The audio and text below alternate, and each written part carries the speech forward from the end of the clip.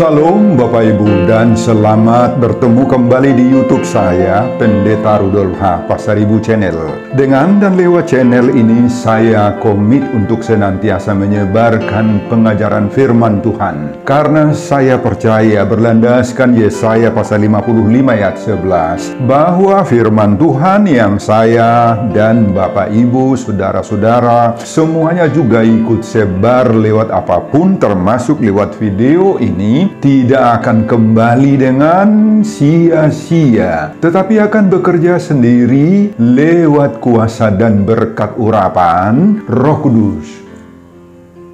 Mari Bapak Ibu, saudara-saudara semuanya saya ajak membantu saya menyebarkan pengajaran firman Tuhan. Khotbah di ibadah Minggu Reminiscere 25 Februari 2024 terambil dari kitab Roma pasal 4 ayat 18 sampai 25. Epistel dari kitab Kejadian pasal 17 ayat 1 sampai 7, ayat 15 sampai 16. Diikat oleh topik atau tema Allah memperhitungkan iman sebagai kebenaran. Dalam bahasa Batak Toba dituliskan, dirajumi debata duha porsiaon gabe hati goran. Saya baca untuk kita, simaklah pembacaan firman Tuhan berikut ini. Judul perikop Roma pasal 4 ayat 1 sampai 25 adalah Abraham dibenarkan karena iman. Khotbah kita ayat 18 sampai 25. Sebab sekalipun tidak ada dasar untuk berharap, namun Abraham berharap juga dan percaya bahwa ia akan menjadi bapa banyak bangsa menurut yang telah difirmankan. Demikianlah banyaknya nanti keturunanmu. Imannya tidak menjadi lemah, walaupun ia mengetahui bahwa tubuhnya sudah sangat lemah, karena usianya telah kira-kira 100 tahun, dan bahwa rahim Sarah telah tertutup. Tetapi terhadap janji Allah, ia tidak bimbang karena ketidakpercayaan. Malah, ia diperkuat dalam imannya dan ia memuliakan Allah dengan penuh keyakinan bahwa Allah berkuasa untuk melaksanakan apa yang telah ia janjikan. Karena itu,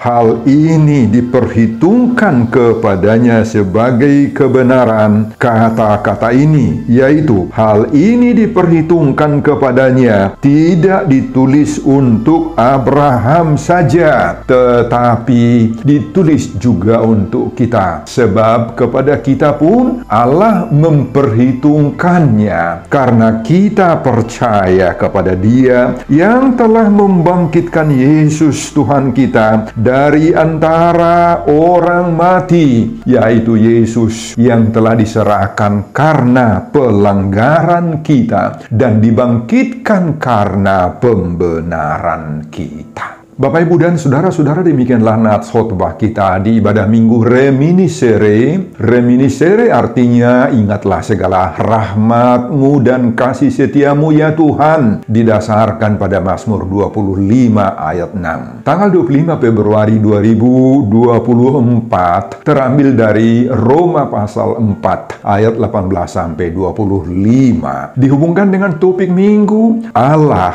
memperhitungkan iman sebagai kebenaran. Dirajumi debata duha porsiaon gabi hati goran. Saudara, kota Roma adalah sebuah kota besar dan terkenal sejak zaman dahulu kala sebelum kelahiran Yesus Kristus. Sebagai suatu kota besar yang menjadi ibu kota dunia saat itu, di kota Roma terdapat pusat kebudayaan, pusat peradaban, dan pusat kemajuan berbagai-bagai jenis pengetahuan, filsafat dunia, dan lain-lain. Di kota Roma ini banyak orang-orang yang tadinya berlatar belakang agama Yahudi dan kemudian menerima Yesus Kristus sebagai juru selamatnya, masuk menjadi Kristen. Demikian juga banyak penduduk Roma yang beragama lain, tetapi sekarang pada saat Apostel Paulus menulis surat ini juga masuk Kristen, sudah menerima Yesus Kristus sebagai juru selamatnya. Jadi jemaat Kristen yang ada di kota Roma Roma ini, Bapak Ibu, berasal dari berbagai-bagai campuran masyarakat yang datang tadinya dari berbagai bagi agama-agama yang berbeda. Saudara, itu sebabnya jemaat Kristen yang ada di kota Roma ini rentan sekali dengan saling membenarkan diri dan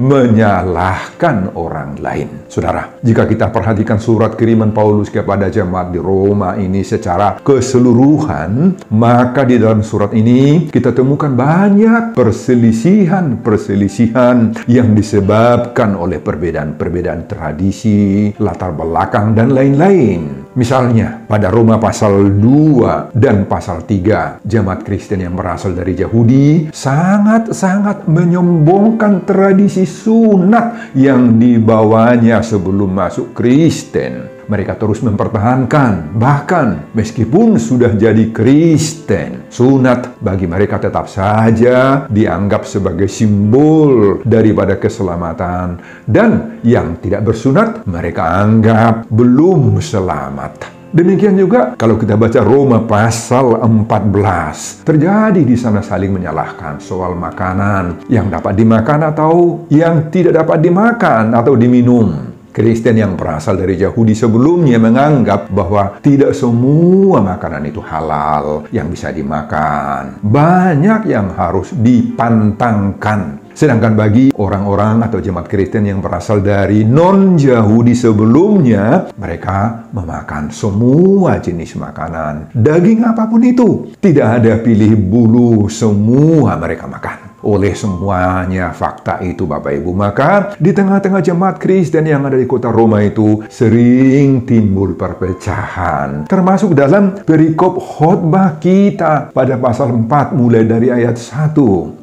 Saudara, konteks khotbah kita, kitab Roma pasal 4 ini adalah terjadinya perselisihan yang disebabkan dan diakibatkan oleh perbedaan pemahaman tentang hukum Taurat dan tentang peranan Bapak Abraham dalam hubungannya dengan atau soal keselamatan. Semua kejadian, keadaan, dan kabar tentang jemaat Kristen di kota Roma ini sampai ke telinga kependengaran Paulus. Dan inilah yang mendorong Paulus harus segera mengirimkan surat Roma ini. Tujuannya apa? Untuk mencoba memberi pemahaman yang teologis dogmatis agar semua perselisihan-perselisihan itu dapat diselesaikan dengan damai sejahtera. Tujuannya untuk menjembatani perbedaan-perbedaan pemahaman yang terjadi selama ini. Tujuannya lagi agar semua jurang pemisah, pemicu persoalan yang selama ini terjadi dapat segera diatasi. Saudara, dengan surat Roma ini, semua orang bisa bersatu. Semua orang bisa mengikuti alur berpikir teologis yang bersifat real Christian. Kristiani yang tulen menjadi Kristiani yang sungguhan. Itulah pengharapan Paulus dengan mengirim surat ini. Jangan ada lagi jemaat Kristen di kota Roma yang mencampur adukkan kebenaran Allah itu dengan kepercayaan lain sesudah kita masuk Kristen. Jangan ada lagi yang masih ngotot mengikuti Judaisme lama dan mencampur adukannya dengan kekristenan.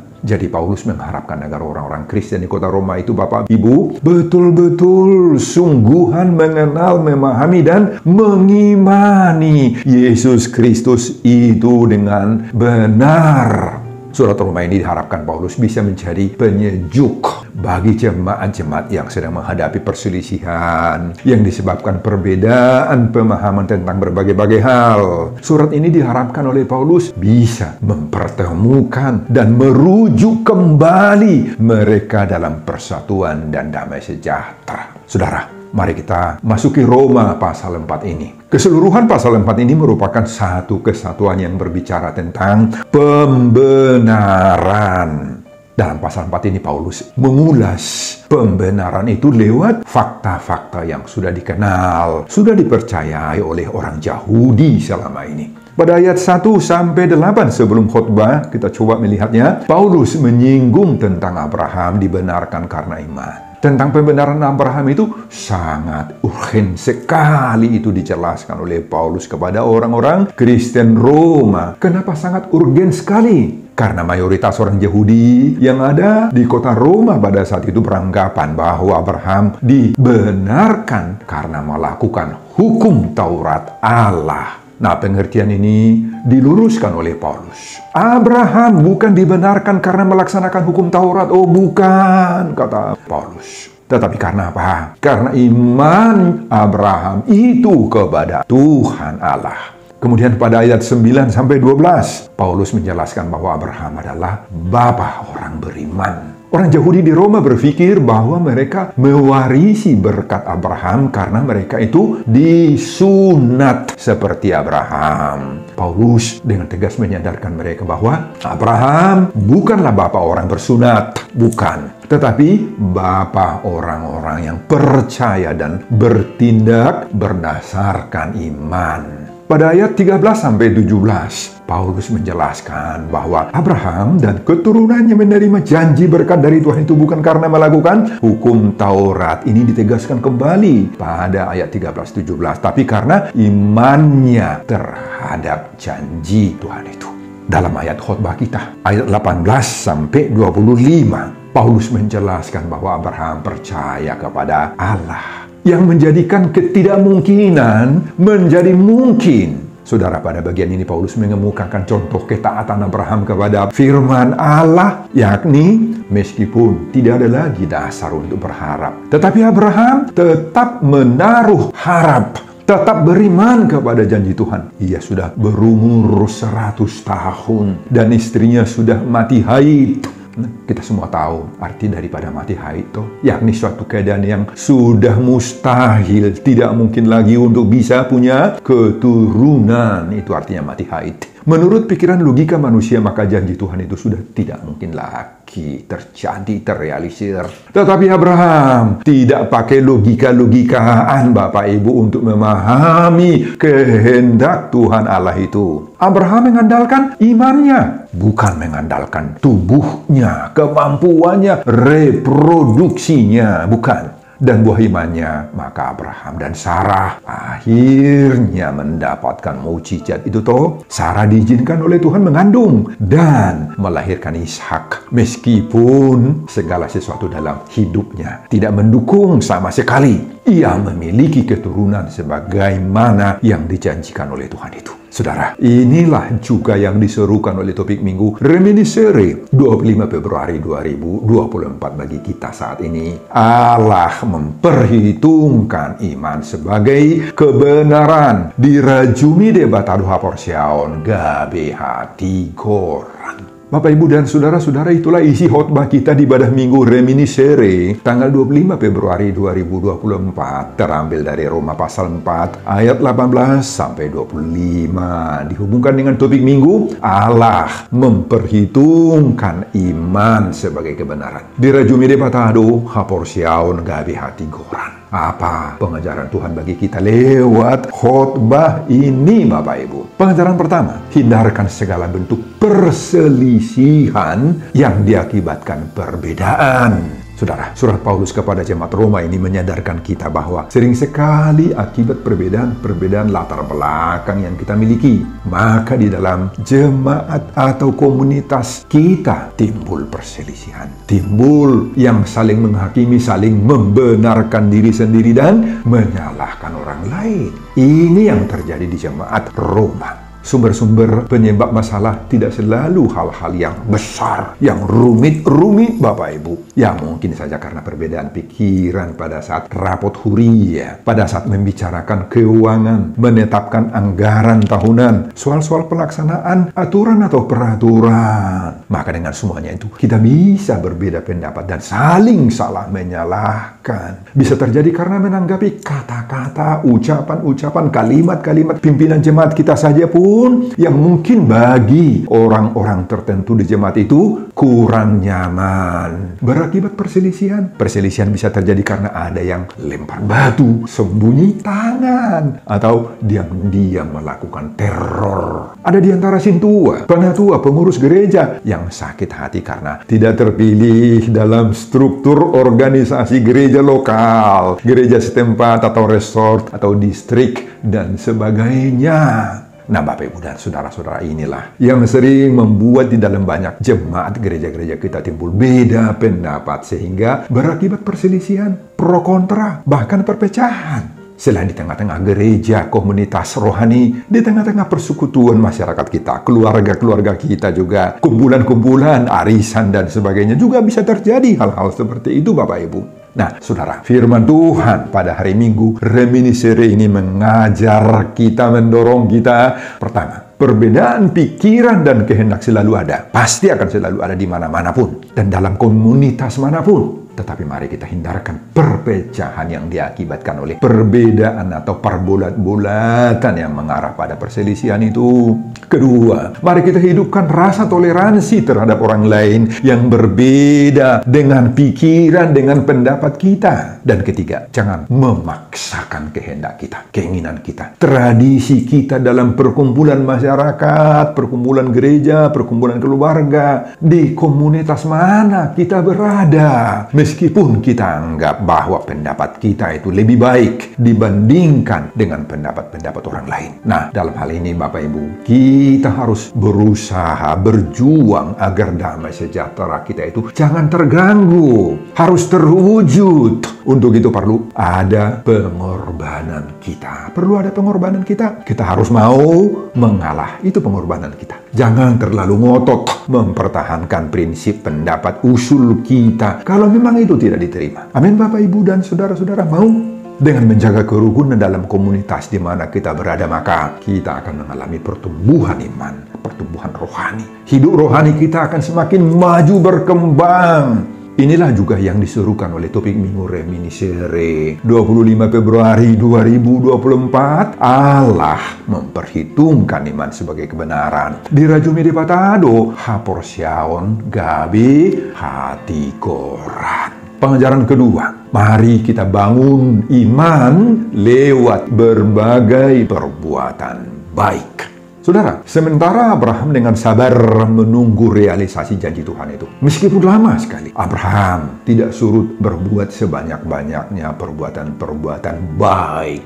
Abraham menyadari bahwa iman itu harus disertai atau terwujud dengan atau di dalam perbuatan baik. Abraham berbuat baik kepada saudara-saudaranya. Sebagaimana itu kita lihat terhadap Lut, Kejadian pasal 13. Abraham juga menjalin hubungan yang baik dan akrab serta berdoa untuk kesembuhan keluarga Abimelek, istrinya dan budak-budaknya. Menurut Kejadian pasal 25 ayat 21. Saudara, ini mengajar kita bahwa iman itu tidak boleh statis. Nggak boleh statis, tetapi harus mendorong kita lebih bersungguh-sungguh berbuat baik, menjalin hubungan, persaudaraan, silaturahmi, toleransi dengan siapa saja, dengan semua pihak yang dekat dengan kita atau yang jauh bahkan daripada kita.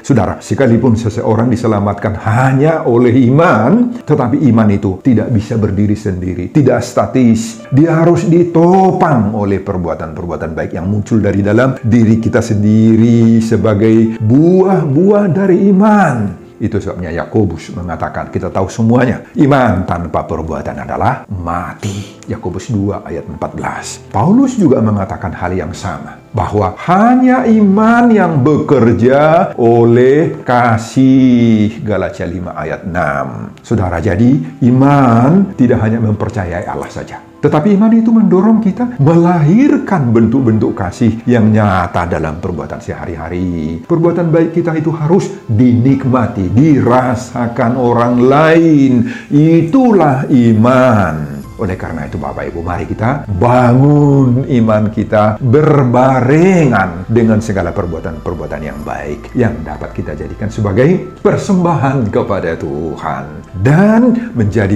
berkat bagi sesama kita. Amin Bapak Ibu dan Saudara-saudara. Perbuatan baik itulah yang menjadi penampakan dari iman sejati kita. Dan kepada orang yang sudah merealisasikan perbuatan baik sebagai penampakan imannya, maka Allah memperhitungkan iman sebagai kebenaran. Dirajumi debatadu haporsiaon, gabe hati goran baginya. Sebagaimana diserukan topik minggu, reminiscere 25 Februari 2024. Amin Bapak Ibu dan Saudara-saudara. Pengajaran ketiga, hidupkan harapanmu meski dalam kemustahilan. Saudara, meski Abraham menyadari dirinya, tubuhnya sudah sangat-sangat lemah, terutama dalam hal reproduksi karena usianya 100 tahun, demikian juga rahim Sarah telah tertutup, namun imannya tidak mau menjadi lemah, Bapak Ibu. Ayat 19 khotbah kita. Meski Abraham tidak terlihat lagi ada harapan-harapan ke depan untuk mendapatkan anak atau keturunan, namun Abraham tetap saja percaya kepada Allah bahwa Abraham sendiri akan menjadi bapa dari bangsa. Abraham percaya Bapak Ibu sepenuhnya bahwa apa yang telah dijanjikan oleh Tuhan itu, oleh Allah itu akan direalisasikannya, akan ditepatinya. Dia yakin bahwa Allah itu berkuasa membuat yang tidak ada menjadi ada. Ayat 20-21. Dan benar benar sekali bahwa apa yang dijanjikan Allah itu pada akhirnya terrealisir dengan kelahiran Ishak pada usia Abraham dan istri Sarah sudah sangat-sangat tua sekali. Saudara, mari kita belajar dari pengalaman Abraham yang luar biasa ini. Ini mau mengingatkan, mau mendorong kita orang Kristen saat mendengar khotbah ini bahwa apa yang terjadi pada Abraham berlaku juga untuk kita pada zaman sekarang ini Bapak Ibu. Sebagaimana ayat 24 khotbah kita, di sana ditulis, sebab kepada kita pun Allah memperhitungkannya karena kita percaya kepada Dia. Saudara, mungkin saja di antara kita pendengar khotbah ini saat ini memiliki kerinduan-kerinduan tertentu yang sudah lama kita tunggu-tunggu toh. Banyak di antara putra-putri kita ingin mendapatkan jodoh misalnya, mendapatkan pasangan-pasangan yang cocok, dan kemudian diteruskan dengan pernikahan mereka. Tetapi selalu saja gagal terus. Ada-ada saja yang membuat pertunangan mereka atau pertunangan saudara, kalau saudara orang muda, terbentur hingga bercerai sebelum menikah. Bahkan banyak pendengar-pendengar khotbah ini, atau mungkin juga anak-anak kita yang sudah lama, bahkan sudah bertahun-tahun menikah, tetapi hingga saat ini belum dikaruniai Tuhan momongan anak-anak. Kita belum punya cucu Bapak Ibu dari mereka.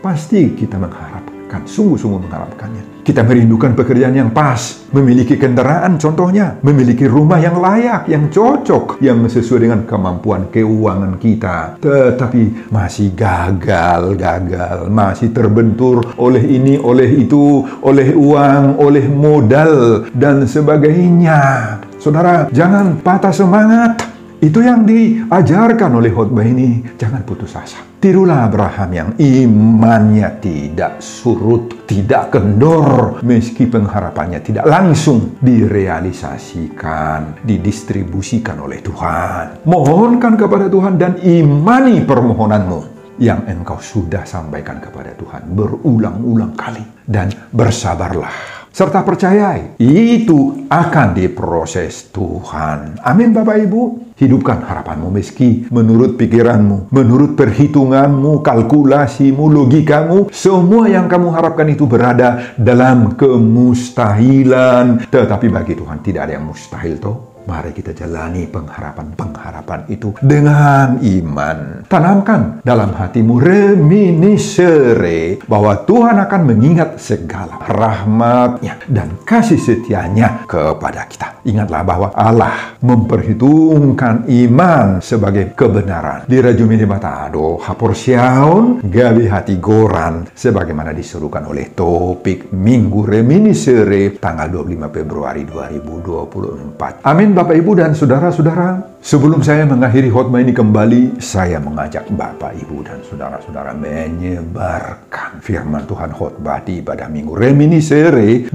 Februari 2024 dari Roma pasal 4 ayat 18 sampai 25 ini, agar kita mempercayai seruan topik minggu Allah memperhitungkan iman sebagai kebenaran. Dirajumi debatado haporsiaon gabe hati goran termotivasi lewat khotbah ini. Simak juga video-video khotbah saya yang lain agar Bapak, Ibu, dan saudara-saudara memiliki sentuhan dan pemahaman rohani yang semakin diperkaya. Buka di YouTube saya, Pendeta Rudolf H. Pasaribu Channel. Selamat mengikuti ibadah minggu reminiscere 25 Februari 2024. Buat kita semuanya, Tuhan Yesus memberkati kita. Salam Horas. Amin. Terima kasih Tuhan untuk firman-Mu yang begitu indah bagi kami di saat ini. Seperti jemaat Roma, banyak hal-hal yang membuat di tengah-tengah persekutuan kami terjadi berbagai-bagai perbedaan-perbedaan pendapat yang bisa saja berakibat perselisihan dan mungkin juga kekurang kompakan, menghilangkan damai sejahtera. Oh Tuhan, saat ini kami diajar supaya perbedaan-perbedaan yang kami miliki jangan sampai membawa kami kepada perpecahan, kepada saling menyalahkan, tapi biarlah saling mengoreksi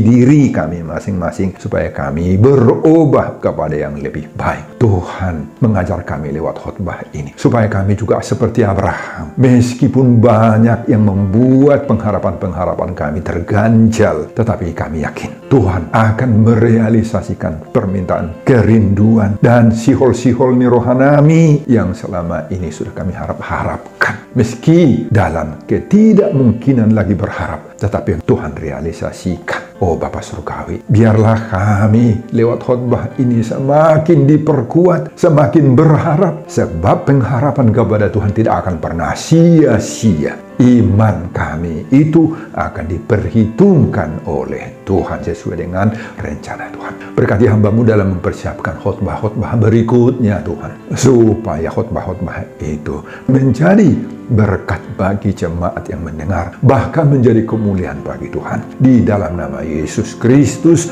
saya berdoa dan mengucap syukur. Amin.